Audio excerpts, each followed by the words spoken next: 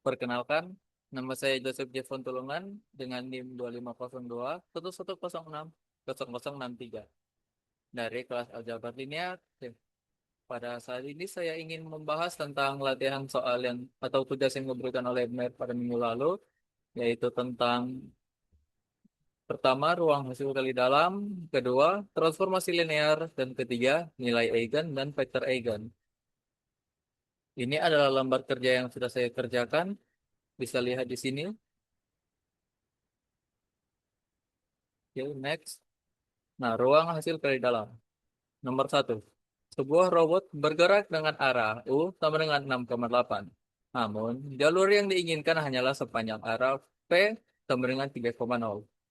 Nah, pertanyaannya, hitung proyeksi gerak robot ke arah jalur, tentukan komponen gerak yang menyimpang dari jalur, dan interpretasikan hasilnya dalam konteks navigasi robot.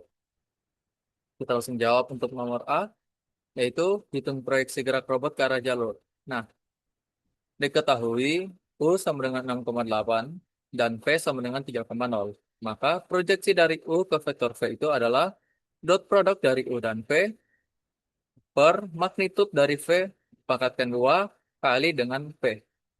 Maka hasilnya akan dijabarkan seperti ini. 6 kali 3 yaitu ini 6 kali 3 tambah 8 kali 0 yaitu 18 per 3 pangkat 2, 9 tambah 0 pangkat 2, 0. Berarti tetap 9 kali 3,0. Maka 18 per 9 itu adalah 2. Dan skalar 2 dikalikan dengan vektor 3,0, hasilnya akan menjadi 6,0. Next. B. Tentukan komponen gerak yang menyimpang dari jalur. Nah, untuk mencari komponen gerak yang menyimpang ini sangat amat mudah ya. Pertama kita mencari vektor U-nya yang sudah ada sebenarnya. Habis itu kita kurangkan dengan proyeksi dari U ke vektor V. Yang kita sudah dapatkan juga pada soal sebelumnya itu 6,0. Nah, tinggal kita lakukan saja subtraksi dua vektor ini. 6 kurang 6 sama dengan 0, 8 kurang 0 sama dengan 8. Maka ini adalah komponen gerak yang menyimpang dari jalur. Nah, interpretasikan hasilnya dalam bentuk atau dalam konteks navigasi robot. Nah, kita bisa lihat di sini ada vektor V 6,8 yang mengarah secara diagonal ke kanan atas dan vektor V yang harusnya merupakan jalan si robot.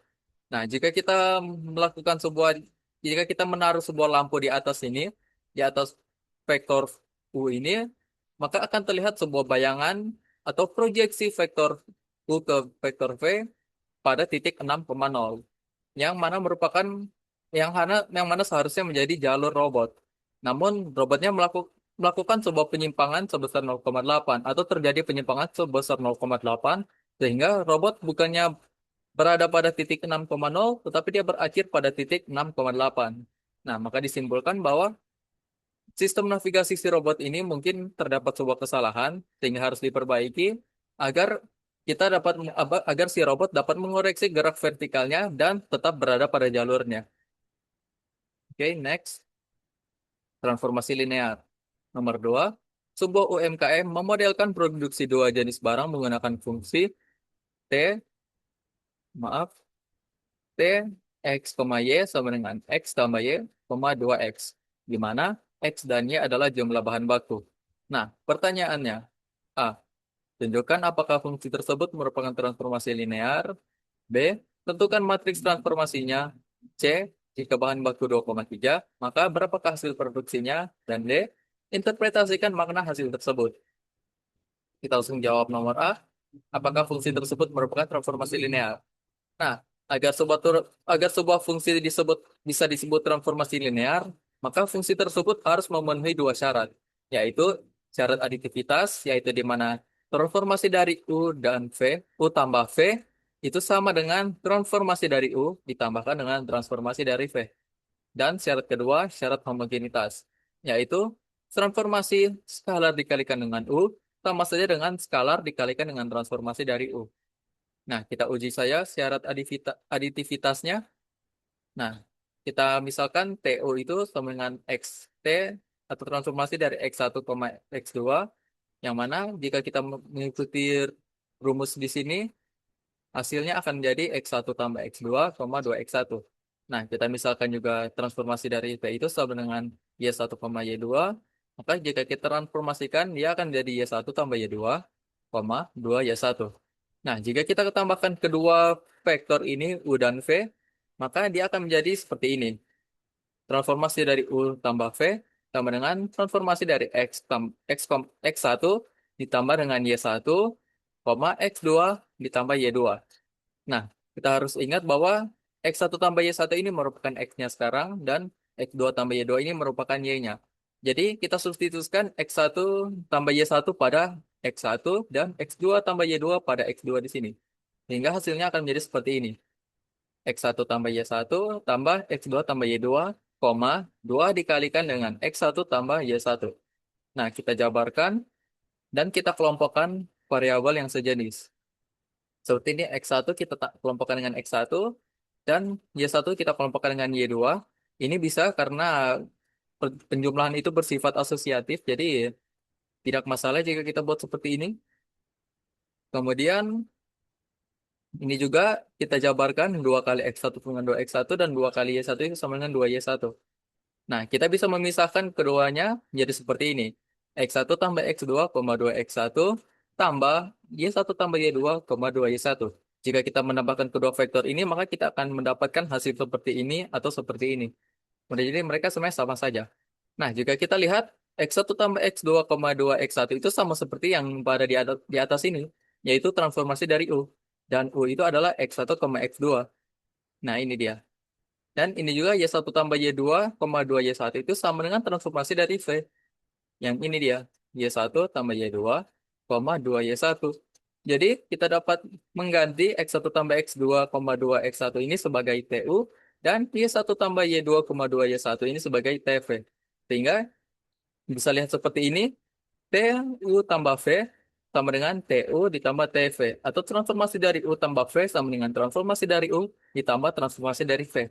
Maka kita lihat di sini sama ya, sama. Jadi bisa disimpulkan bahwa fungsi ini memenuhi syarat aditivitas, tapi kita belum tahu ya soal syarat homogenitas. Jadi kita akan uji saja sekarang. Nah, uji syarat homogenitas. Transformasi dari skalar kali U itu sama dengan transformasi dari CU itu sama dengan transformasi dari CX1, CX2. Karena kita tahu itu U itu adalah X1 dan X2. Jadi kita tambahkan skalar pada belakangnya. Nah, kita jabarkan, jika kita transformasikan, dia akan menjadi CX1 ditambah CX2, 2CX1. Nah, jika kita lihat, pada ketiga variabel ini, semuanya memiliki C, atau konstanta C. Jadi kita bisa mengeluarkannya atau memfaktorkannya keluar menjadi C, X1 tambah X2, 2X1. Dan seperti yang kita tahu juga, X1 tambah X2, 2X1 itu merupakan transformasi dari U. Jadi kita bisa mengganti ini sebagai transformasi dari U. Sehingga transformasi dari skalar kali U sama dengan skalar dikalikan dengan transformasi dari U. Yang mana sama seperti yang di atas ini. Jadi fungsi ini juga memenuhi syarat homogenitas. Karena fungsi T ini memenuhi dua syarat, maka kita dapat menyimpulkan bahwa fungsi T ini merupakan sebuah transformasi linear. Next, tentukan matriks transformasinya. Nah, transformasi dari X, Y sama dengan X tambah Y, 2X. Nah, kita jabarkan dalam bentuk vektor.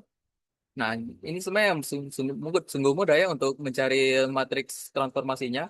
Kita hanya perlu menuliskan konstanta dari tiap variabel. Seperti ini, X1 atau 1X ini kita tuliskan 1, ditambah 1Y kita tuliskan juga Y, dan 2X, konstantanya 2, kita tuliskan 2, dan tidak ada Y, maka Y-nya sama dengan 0.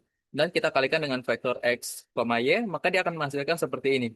Jadi kita dapat menyimpulkan bahwa matriks transformasinya adalah ini. Kita coba buktikan ya, 1 kali X itu sama dengan X, tambah 1 kali Y itu sama dengan Y. Oke, benar, X tambah Y, 2 kali X sama dengan 2X, ditambah 0 kali Y, berarti tidak ada. Maka benar, terbukti benar bahwa ini adalah matriks transformasinya. Kita lanjut. Nah, jika bahan baku 2,3, maka berapakah hasil produksinya? Kita dapat menghitungnya menggunakan matriks transformasi yang telah kita dapatkan di sini. Namun, X dan Y-nya kita ganti sebagai bahan baku 2,3 ini. Ya, menjadi seperti ini. Jadi kita tinggal kalikan saja. 1 kali 2 ditambah 1 kali 3, ini dia. Dan 2 kali 2 ditambah 0 kali 3, seperti ini. Hasilnya 2 tambah 3 4 tambah 0 atau 5,4. Jadi, jika bahan baku X sama dengan 2 dan Y sama dengan 3, maka hasil produksinya adalah 5 dan 4. Nah, interpretasikan makna hasil tersebut. Nah, UMKM memerlukan sebuah bahan baku X dan Y. Nah, pada konteks ini, X-nya adalah 2 dan Y-nya adalah 3. Dan itu menghasilkan sebuah produk A berjumlah 5 dan 5 dan produk B berjumlah 4. Ini maaf ya, ini ada kesalahan penulisan. Ini harusnya 4, 5 produk A dan 4 produk B seperti yang tertulis di sini. Nah, produk A juga memerlukan bahan baku X dan Y, namun produk B hanya memerlukan bahan baku X. Hal ini berguna untuk menghitung bahan baku yang diperlukan untuk sejumlah produk A dan B. Jadi contohnya jika kita ingin 100 produk A dan 100 produk B, maka berapakah bahan baku yang kita perlukan? Itu kan merupakan salah satu contoh dalam kesehari-hari ya. Ya, kita harus pertama tahu dulu berapa bahan baku yang kita perlukan untuk membuat sebuah produk atau sebanyak produk N atau N banyak produk. Nah, kita dapat menghitung jika ini adalah 100 dan 100, maka produk X dan Y-nya itu adalah 50 dan 50. Coba kita langsung substitusikan tepat saja pada fungsi sini, 50 tambah 50 hasilnya akan 100, dan 2 kali 50 hasilnya ada 100.